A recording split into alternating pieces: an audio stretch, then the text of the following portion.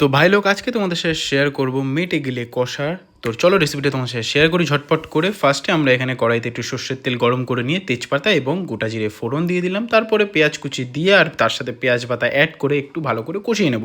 পেঁয়াজ কুচি দেওয়ার ভিডিওটা নিতে মনে নেই, তার জন্য দুঃখিত।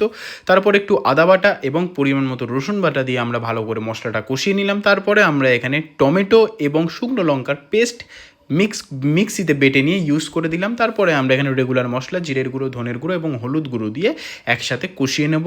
সব মশলাগুলো এরকমভাবে কষিয়ে ভালো করে তেল বেরিয়ে আসলেই আমরা এবার ধুয়ে রাখা মেটে গিলেগুলো দিয়ে দেবো কড়াইতে।